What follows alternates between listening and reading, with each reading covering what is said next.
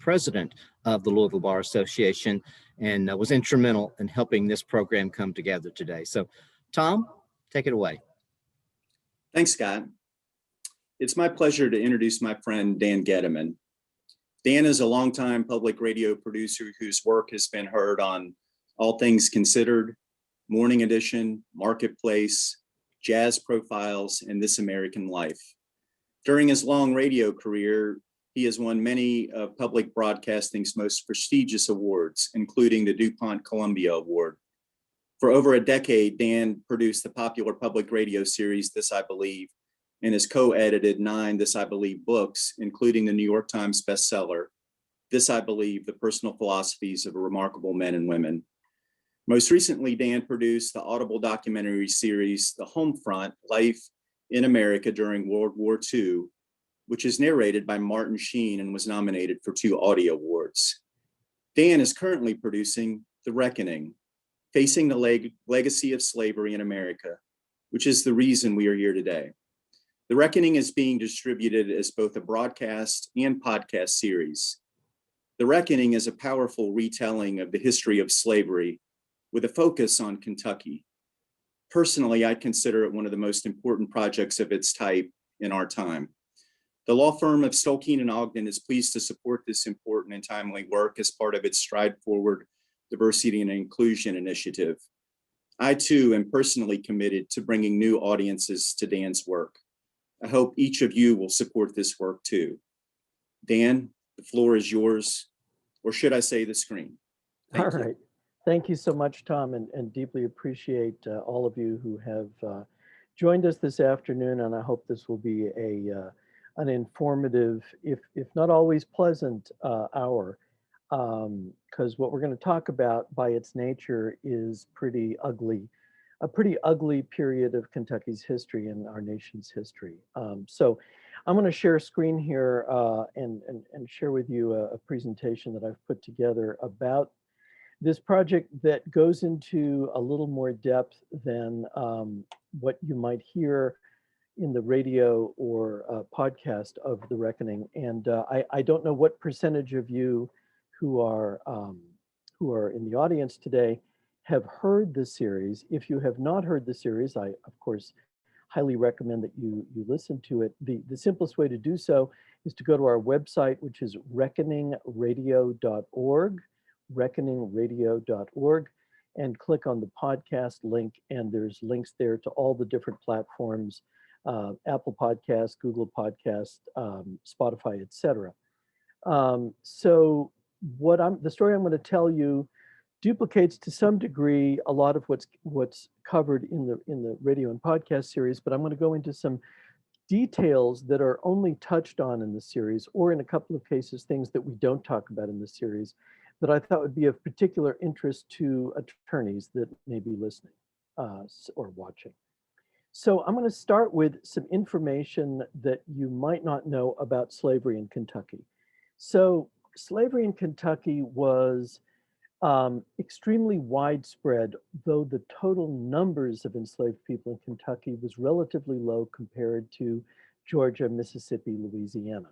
By 1850, about 20% of all Kentucky families owned at least one enslaved person. Now, if you, I'll get to leasing in a moment, because this was another big way that Kentucky families interacted with enslavement.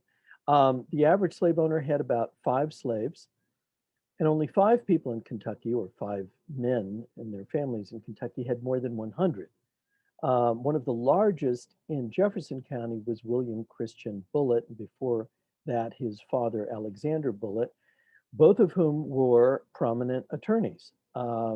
And Alexander Bullitt was the first lieutenant governor of Kentucky, one of the founders of Kentucky, negotiated with the state of Virginia for it to become a state unto itself, and helped write its first constitution, and for that matter, its second constitution, for which he presided over both of the first 2 state constitutional conventions. And then his son William was a delegate for the third constitutional convention. So We'll talk a little bit more about that third constitutional convention in a moment. So slave owners in Kentucky made money three ways from the enslaved: through their direct labor, so they didn't have to otherwise pay for it, through leasing. Now, leasing is something that I would venture to say most people don't think about when they think about slavery. But in Kentucky, according to Blaine Hudson, the late and extremely gifted African American historian at the University of Louisville, roughly half of all the enslaved people in Kentucky by 1860, at the start of the Civil War, were leased out to people other than their owners. So they would be leased as factory workers, as farm workers, as artisans, bricklayers, masons, carpenters, etc. In Louisville, a lot of them worked at iron works that were situated in downtown Louisville, making various kinds of everything from farm implements, plows, Brinley Hardy making plows, to there were factories making steamship engines and parts for steamships that were all, iron. Also, there were large numbers of rope factories, rope works that they called them, and these were largely staffed with enslaved workers. And then the third way people made money is borrowing against the value of their enslaved people. So they would mortgage the value, and take out a mortgage against the value of their slaves, and then use that money to purchase land, to purchase more enslaved people, or perhaps to invest in a business. And in the same way that livestock would reproduce, so would human beings. And if you owned X number of human beings over time, there would be children and your assets would increase exponentially.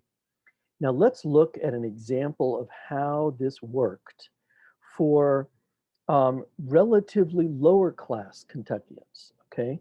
So this is a case study that the aforementioned historian Blaine Hudson came up with, of a guy named Enos Hardin, who was, when he died, one of the top 10 wealthiest men in Owen County, Kentucky. At the start of this time period that he tracks, this man was virtually penniless. He showed up in the tax rolls with zero assets. He was illiterate throughout his life, couldn't read or write.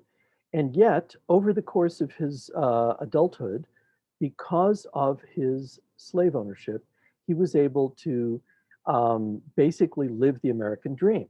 So he goes from having an estate of $100 to $12,000, which in today's money is several hundred thousands of dollars. By the time he leaves this period that's being studied. I don't know if he dies in 1858 or whether that's just the last year that he's taxed. So you can see how people could parlay a relatively small number of slaves by property, by livestock, etc., and end up being part of the gentry, basically. So what's interesting is back then you wouldn't just get loans from banks, you would get loans from private individuals. So you would do the equivalent of putting a classified ad, on Craigslist or something, saying, "Hey, I want to raise some money, and I'm going to put up my enslaved people as collateral." So there are ads throughout the newspapers in the antebellum period. This is taken from either the Courier or the Journal. So you can find these all over the place any day of the week. Now, people also went to banks for larger loans. And this is an example of one of those loans where this person is wanting to borrow $5,000 and is putting up a slew of enslaved people that are mentioned by name at the end of the document as collateral. Then all of these slave mortgages were turned into bonds. Those bonds were then traded on the international market. You will notice that this bond is for 100 pounds British sterling. So there were people all over the northern part of the United States, where there was no legal slavery, and certainly throughout Europe, these bonds were held by all of the crown families. They were in the treasuries of sovereign nations. Basically, if you were a wealthy person anywhere in Europe or elsewhere in the world, and you wanted your money to grow, you would invest in one way, shape, or form in slavery, whether that's in cotton, in the cotton industry, or whether it was literally by buying bonds that were secured by slave mortgages. Slave leasing was a very lucrative activity for people who owned slaves. So this is an example of the aforementioned William Christian Bullitt, another attorney, as we will see many attorneys in this story. And this is an example of where he was going to lease a half dozen of his slaves to a neighboring farmer in Henderson, Kentucky. He owned both Oxmoor and Jefferson County, and also he had a tobacco plantation in Henderson, Kentucky. And he had more slaves than he needed for his own operation. So he's renting them out for a 1-year period to his neighbor. And he stipulates that and this is almost all of these slave leases make this very clear, that the leasee would have to feed, clothe, house, pay the medical bills for, and in many cases pay the insurance and taxes for the enslaved people. So this means it's 100% pure profit for the slave owner, okay? So there aren't too many ways that you can make pure profit today, but in this case you could, okay? Now, once you start leasing slaves, you want to get insurance on those people because they're no longer under your roof, especially if you're leasing them out to a business. They might be in a doing dangerous activities. They could be maimed or killed. And so you want to back that up with insurance. So this is actually how I got into doing this project, is I stumbled on an article in the New York Times about slave insurance. And I was like, what is that about? And for some reason, the author of the article chose to use a Louisvillian as a case study for why you needed slave insurance. And he focused on this one guy, Stephen Chenoweth, and he mentioned parenthetically that he was a slave trader and that he had 5 slaves working on river boats on the Ohio and Mississippi rivers, and that he insured them through one of the big New York insurance companies. So this became a big deal in the early 2000s because the state of California's CalPERS teachers pension fund and the state employees pension fund, if I remember correctly, voted not to invest any of their pension funds in any business that had a history of making money off of slavery. And so the Attorney General of California was given the job by the legislature to investigate all of the businesses that the state was putting its money into for these pension funds. So that's how I got into this project, basically.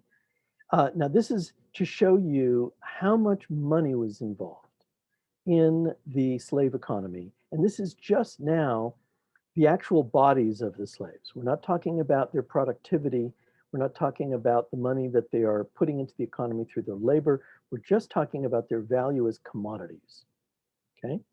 So over this 15-year period, the total value of all of the enslaved people in Kentucky goes from about $1.5 billion to over $3 billion in today's money. So in 15 years' time, they double in value collectively, okay?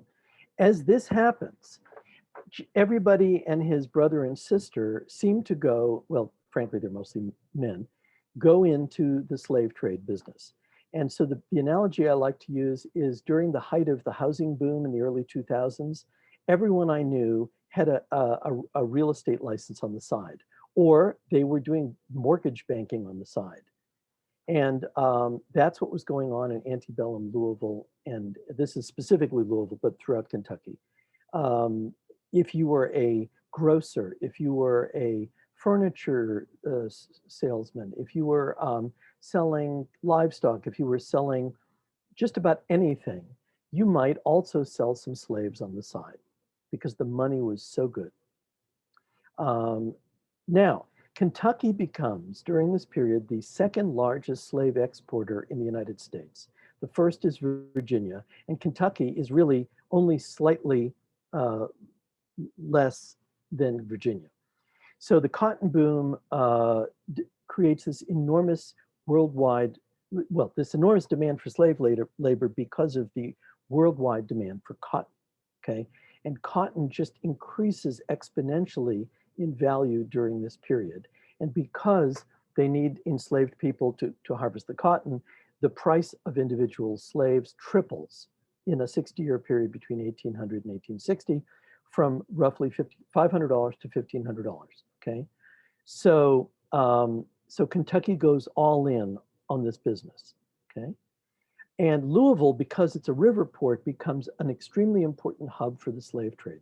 So throughout the inland area of Kentucky and into other parts of neighboring states, people would basically crisscross the countryside buying 2 slaves here, 1 slave there from various farmers, chain them together into what they called coffles, and then take them overland to Louisville, where they'd put them on riverboats and send them down to the slave markets of Natchez and New Orleans, which were the 2 largest slave markets in the country, in the inland part of the country. Then you also had coastal Virginia as an important hub, as well as Charleston. One of the top 3 slave traders in the United States lived in Louisville, a man named Rice Ballard, and virtually nobody knew about this guy living here until very recently. And there's a book that's just about to be published that focuses on his business, which was, I like to call it the General Motors of slave trading. It was, you know, it could have been traded on the New York Stock Exchange. It was such an enormous business, and he was one of the principals. This man that I mentioned earlier, Stephen Chenoweth, was the jailer of Jefferson County. He also moonlighted as a slave trader, and we tell his story at length in the Reckoning series. He held enslaved people in his jail, and then he would pluck the most, you know, lucrative, the most desirable, you know, the young men of, you know, working age, and sell them down to, in particular, Natchez, for sale. So you can, so I put this up on the screen to show you in black and white just how much Louisville or Kentucky was involved with the slave trade, and how fast the value of slaves was going up during the period right before the Civil War, and helps explain the Civil War and Kentucky's role in it to a great degree. So this is, everybody in this audience probably knows this, but every 2 years, the state auditor of Kentucky issues a report to the legislature and tells them basically what happened with all the money. And so this is the auditor's report for 1860. And you will see, if you can see my cursor, I'm not sure if you can, but there were 218,000 total slaves in the state as of 1859. And over a 1-year period, there are 12,800 something fewer. That means those were all sold. A handful of them may have died, but the majority of them were sold. However, the total valuation goes up. Even though there's 12,000 something fewer, the value is 107 million instead of 102 million. Okay, so this business just keeps getting more lucrative. Because it's so lucrative, okay, people start trading in stolen slaves. So they're literally, I found documentation at the state archives in Frankfurt, a multitude of lawsuits that happened that were, you know, being adjudicated in Kentucky courts during the 1850s and early 60s, where you have people who are basically going at night and raiding enslaved people from various farms around Kentucky. In many cases, they were putting chloroform over the face of the slaves and basically throwing them shackled in the back of a wagon and then they would take them in the middle of the night, bring them to Louisville, and put them on a riverboat going down to Natchez. Okay, and this is a case of a lawsuit between a plantation owner in I think Louisiana, if I remember correctly, it was either Mississippi or Louisiana, who was suing the Louisville-based slave trader who sold him a stolen slave.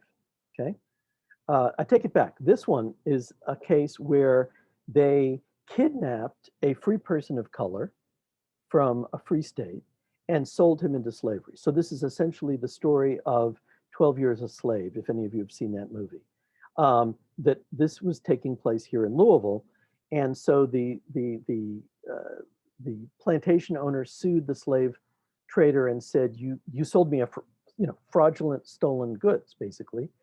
And then the person of color, whose name was Wilkinson, he sues the slave trader for his freedom, and he is granted that in the courts.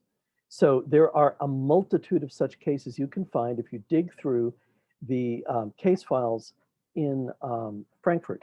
And by the way, I just want to mention here that the University of North Carolina at Greensboro has done an extraordinary thing, and that is that they have put together a database. If you could just imagine the person hours required to do this, where they went through every state archive in every state in the Union that had slaves at any time in history, and scanned and digitized every single legal case involving an enslaved person. Okay, so that could be bankruptcies, it could be estate settlements, it could be lawsuits between partners, between two different entities where there are slaves that are involved as part of the settlement. Okay, and they have digitized all those, they've put them in a database, and unfortunately they've put that database behind a paywall, but it is available so that you can scan through and see every single legal case in Kentucky during this, from 1792 to 1866, I think was the last one, where enslaved people were involved.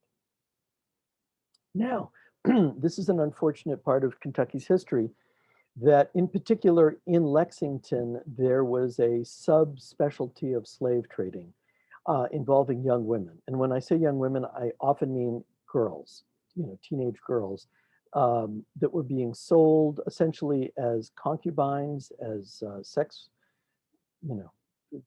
American geishas is one way to think about it. These were young girls who were trained from a young age to be essentially men's companions, and they were sold at an extremely,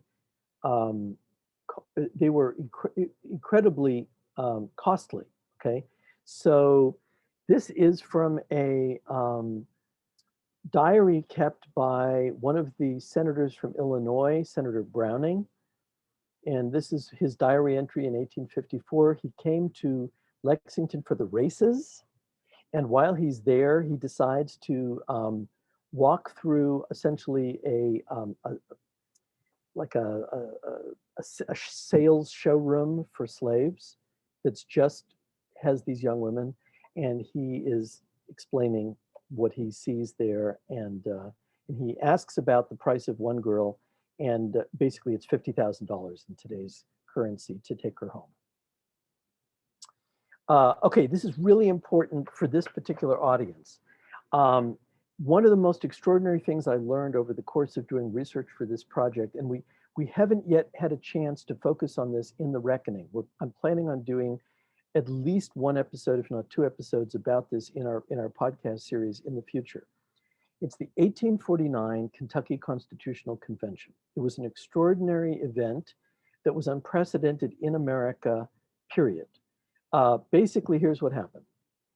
Kentucky had a fairly strong anti-slavery movement in the 1840s. And now this should not be confused with an abolitionist movement. These were people largely in sort of mainstream Kentucky political scene who were proposing not the immediate abolition of slavery, but the slow dissolution of slavery, maybe over the course of multiple decades. and that slave owners would be compensated through one or another scheme. And then the freed enslaved people would be sent to Africa. Okay, so the idea was, let's get rid of slavery. It was a bad idea in the first place. And let's just have free white people as laborers. Okay. And this, one of the reasons this was so popular in Kentucky was just like today, just exactly like today. If you ever spend much time with people at like GLI, they're constantly looking at how are we doing against Ohio, specific cities like Cincinnati or Indianapolis or Nashville or Memphis. We're always looking at surrounding states and how is Kentucky doing against those places? How is Louisville doing against those cities? Well, they were doing the same stuff back in the 1840s, and the sort of Kentucky modernists, the progressives of that time, were basically saying, we are being kept behind in sort of a feudal system in Kentucky. And our neighbors to the north, specifically Ohio, they're much more productive agriculturally, industrially, and we are held behind because of slavery. So we need to get rid of slavery, not because it's bad for Black people, but because it's bad for white people. It's bad for business, okay? So the anti-slavery advocates call a constitutional convention in 1849. And it is specifically to discuss getting rid of slavery, very specifically and very emphatically. And for the entirety of 1849, you have people in cities and towns across Kentucky publicly debating pro and con the future of slavery. You have editorials in the newspapers all over the state, again, pro and con, back and forth. Do we keep slavery? Do we get rid of slavery? If we get rid of slavery, how do we do it? When do we do it? How's it paid for? Henry Clay ends up writing this long letter, which is published in all the newspapers with a very, very detailed scheme, like granular detail of exactly how Kentucky can get rid of slavery. Since we haven't had a constitutional convention in over a century, the way it works is delegates are elected by the public. And so there were all these people who were running to be delegates for the convention, and they are proposing pro and anti-slavery planks, okay? And these turn into deadly campaigning. There's people who are killed. Famously, Cassius Marcellus Clay is almost assassinated by a group of pro-slavery men who are all the sons of a prominent pro-slavery advocate. He ends up killing a couple of them. He almost dies. There's gunshots. They're stabbing each other. In Louisville on election day, people are shot, people are stabbed, people are beaten up to keep them from going to the polls and voting for the anti-slavery candidates, okay? However, when the dust settles, almost everybody who's elected statewide are pro-slavery advocates. And in particular, in Jefferson County, the two delegates are David Meriwether and William Christian Bullitt, both major slaveholders, okay? Now, this last piece of the puzzle is so important, okay? The pro-slavery advocates, who are these wealthy, major slave owners, come up with a way to make this entire constitutional change palatable, because what they want is the Constitution to do the opposite of abolish slavery. They want the Constitution to enforce slavery, to make it so that slavery can never be ended in Kentucky, no matter what happens. And so, in order to drum up political support for this, they basically promote a progressive taxation scheme whereby they, the wealthy slave owners, are going to shoulder the taxation burden for the state of Kentucky by switching to a 100% ad valorem property tax scheme for taxation instead of what they had before, which was poll taxes. So under poll taxes, every single man has to be taxed, right? Same amount. But in this case, they're saying, nope, we're going to do away with the poll tax and it'll just be property taxes. And what are the predominant things you tax? Land and slaves, land and slaves. So this works, okay? And instead of abolishing slavery, they strengthen slavery. And they add this language to the Constitution's Bill of Rights. The right of property is before and higher than any constitutional sanction, and the right of the owner of the slave to such a slave and its increase, meaning their children, is the same and as unviable as the right of the owner of any property whatsoever. So you guys are lawyers, many of you, you understand this language. Basically what it's saying is that owning slaves is just, there's almost nothing that's higher than that in terms of a right of property. And it's going to make it very, very difficult to do anything to harm slavery in the future, okay? So one of the other things they do is they put this sort of kill switch into the Constitution to make it almost impossible to amend, okay? So they put in these provisions that 2/3 of both houses of the legislature have to vote in favor of a new constitutional convention at 2 successive sessions, and then voters have to support it in 2 successive elections. So the bar is very high for changing the Constitution, and they bake that into the Constitution. And as a result, this slave property rights provision stays in the Constitution until it's changed again in 1891, okay? Now, because of this, slave taxes skyrocket in the state, okay? And this reaches to a crescendo so that by 1860, 20% of all state tax revenue comes from slaves. So here's what this looks like. So 1850, the year when this new plan takes effect, when the new Constitution takes effect, the percentage of tax revenue that comes from slave property valuation, it's a little under 5%. And by the way, that's from poll taxes. So there's a certain amount charged per slave to their slave owner. All of a sudden it skyrockets to 20%, okay? And because of this, okay, well, we'll come back to what because of this in a second. I want to rush through this a little bit because I want to get into some other stuff and then leave time for questions. So you can just see how this goes up in time, okay? Local governments are also levying taxes on slaves. It's happening at the county level, it's happening at the city level.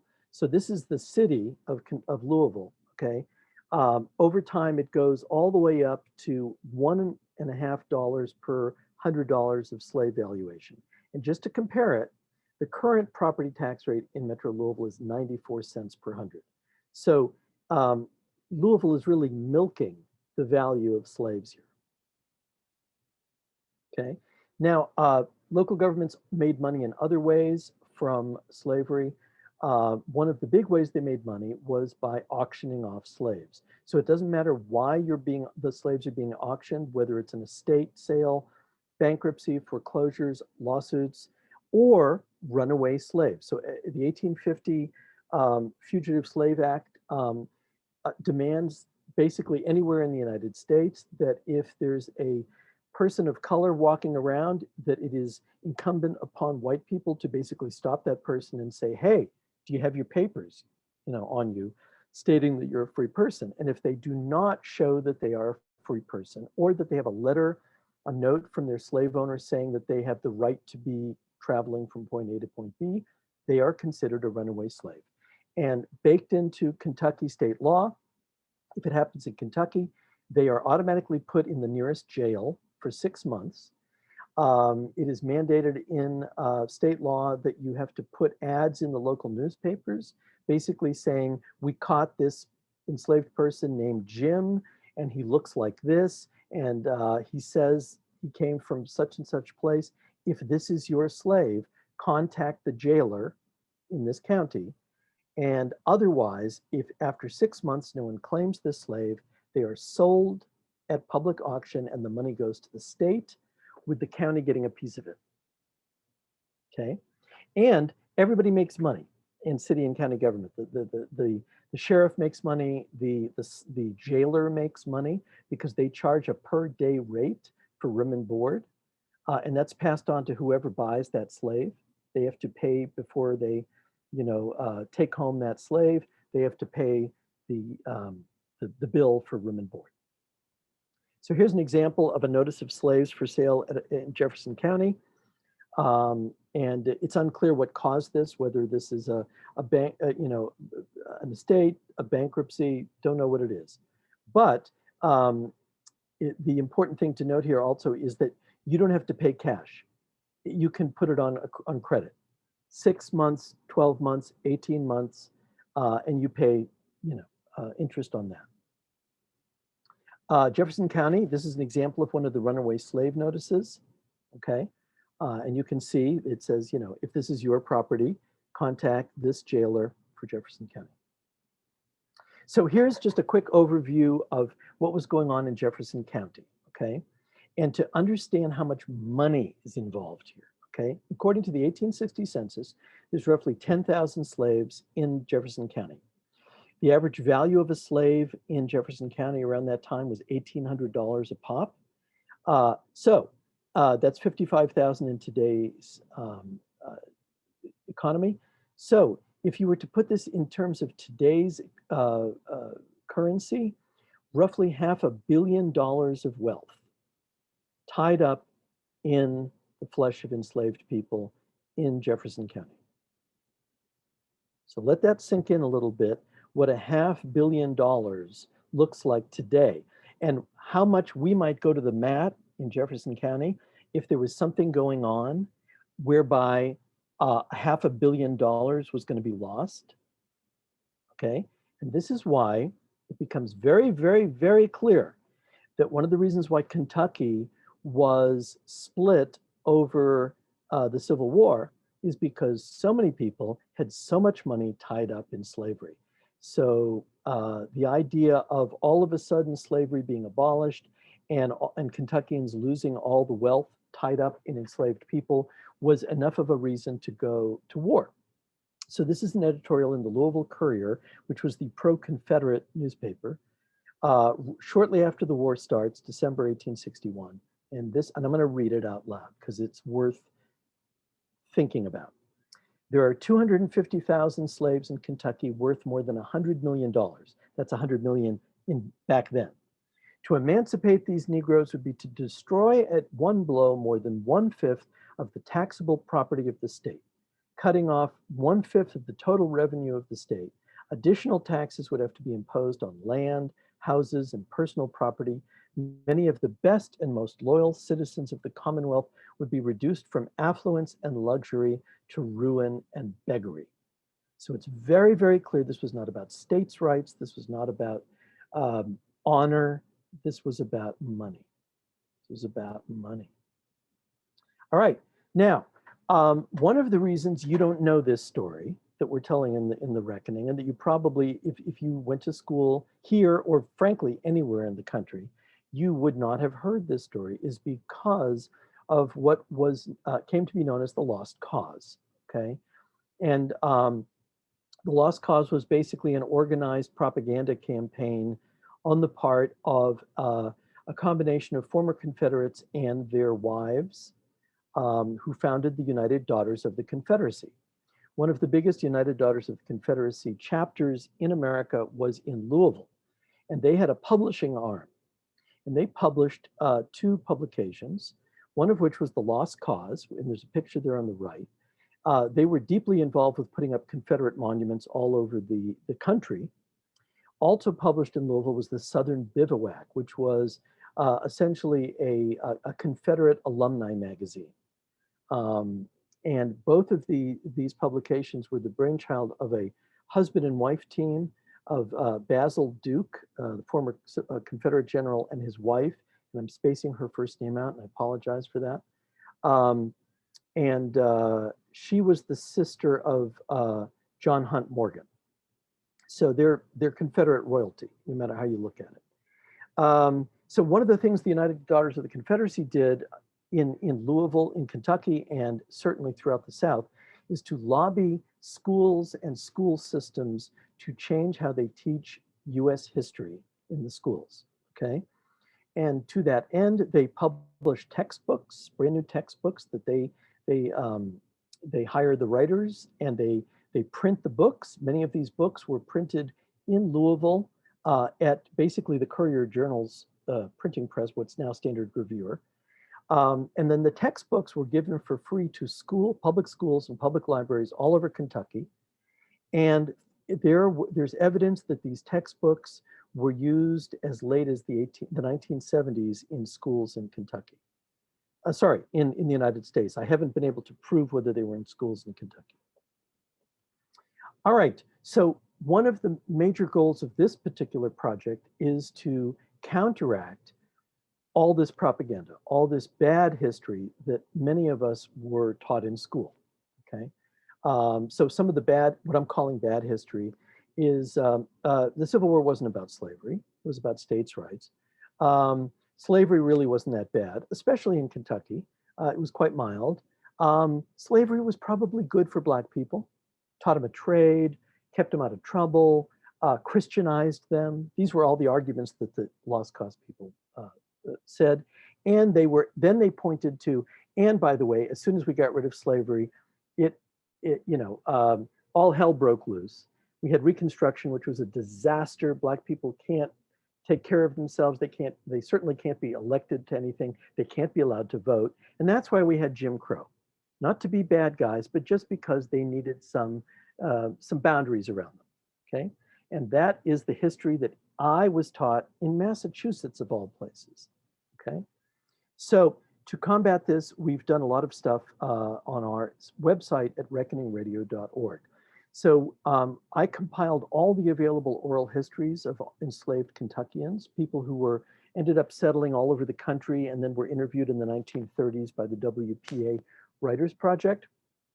And so you get to hear from these actual people who were enslaved from Kentucky, what it was like to be enslaved here. And they do not talk about a happy time at all.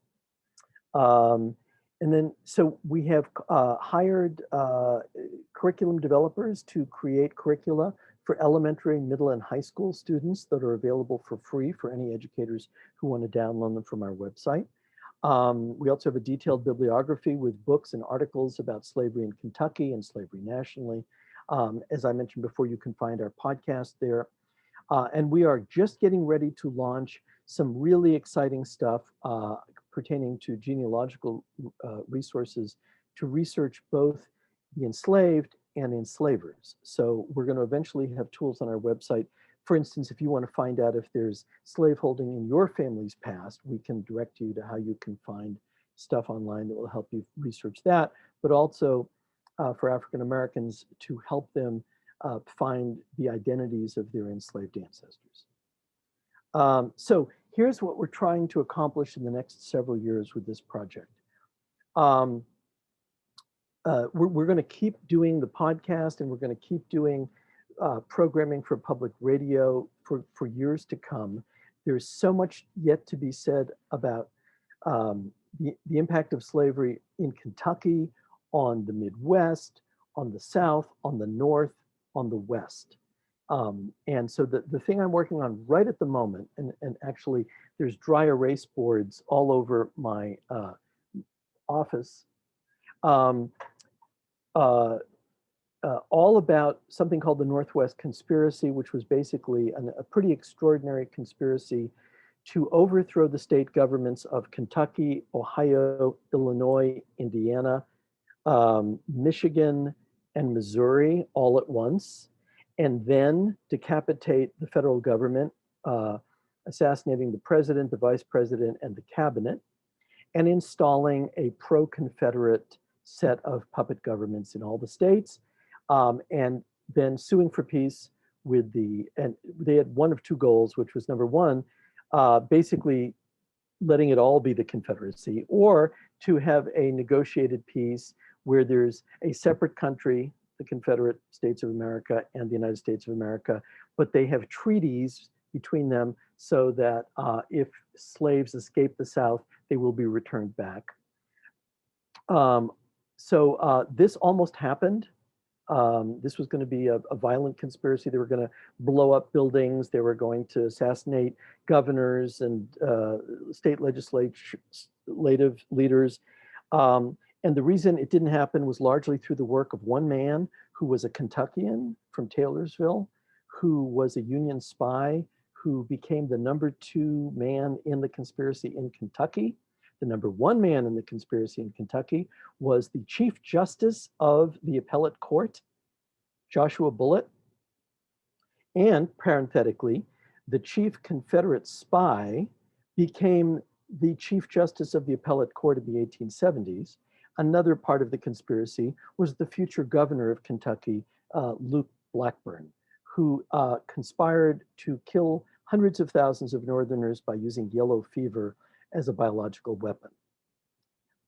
I can't make this stuff up. This really did happen.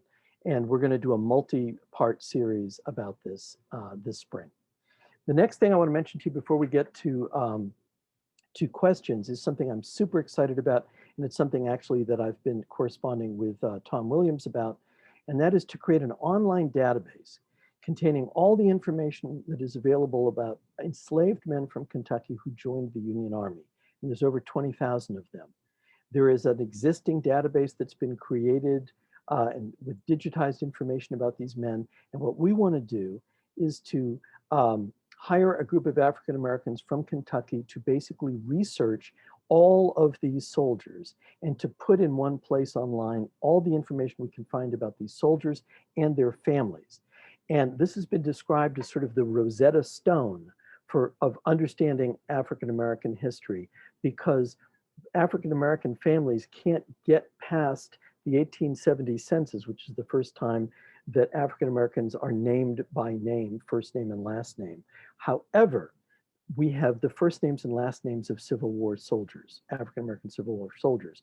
So through those men, we can go backwards in history. There's information in their military files on who their enslavers were. So we can connect them to their enslavers. We can start to look at the slave schedules. We can start to put family units together. Then we can go forward in time, the 1870, 1880, 1900 censuses, and we can start to put together family units. This could be invaluable, not just for future researchers, not just for students studying this period, but also for countless millions of African Americans, not just in Kentucky, but in the African American diaspora of former Kentuckians. So the children, the third great grandchildren of Kentucky slaves who might live in Oakland, who might live in Los Angeles or wherever. And the final thing that we're working on is a book, a reckoning book that would be suitable for use as a secondary textbook in Kentucky schools, which otherwise lack a good book that they can have their students read about slavery in Kentucky. So I want to just very briefly show you what exists in terms of information about these soldiers. This is information about one single soldier from Kentucky who is profiled in the series. His name was Jim Sanders, but in the Army, he was known as Jim Dixon because that was the name of his enslaver, Archibald Dixon, former senator from Kentucky, and one of those 5 men who was the largest slave owners in Kentucky. And so just by looking at his military record, we can see his owner, Arch Dixon. If we look, this is his pension index file, and we can see that he was otherwise known as James Sanders, and his wife is named Elizabeth, and he applied for a pension in 1890, and he was living in Kentucky, and then his wife applied for a widow's pension in 1910. So this tells us that he died somewhere between these 2 points, and that they moved from Kentucky to Indiana. So we can get a wealth of information about these men that we can then make available, again, to future scholars, to students, and to African Americans all over the country. I'm going to leave this up while I'm taking questions. If any of you in the audience want to get in touch with me, if you have questions, information, if you want to help make this project succeed going forward, if you have suggestions for future funding resources, if any part of what I've talked about is particularly interesting to you and you want to know more about it, you can reach me, dan@reckoningradio.org. And I will stop there and take any questions that you all might have. Mr. Gediman, I want to thank you for that presentation. While we're waiting for any questions to come in, I did want to touch on what you just said.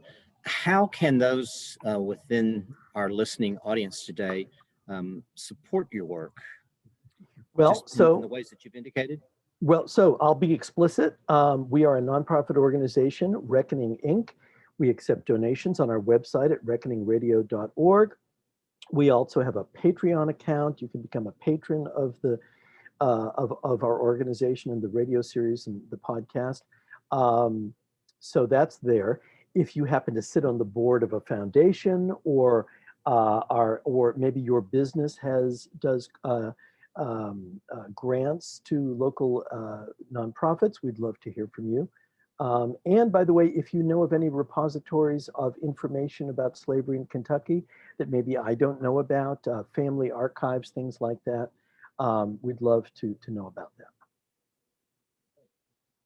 You touched on this in your presentation, but someone has asked regarding an episode where an African-American woman was kidnapped from Cincinnati, I believe, and Yes. sold into slavery, Yes. later freed, sued, and obtained a recovery. Yes. Can you just elaborate a little bit about how she was able to use the law to find some modicum of justice, and what that meant for her family? Right. So it's a complicated case. There was actually an article in the Washington Post either yesterday or the day before that has an update on this story. Her name was Henrietta Wood.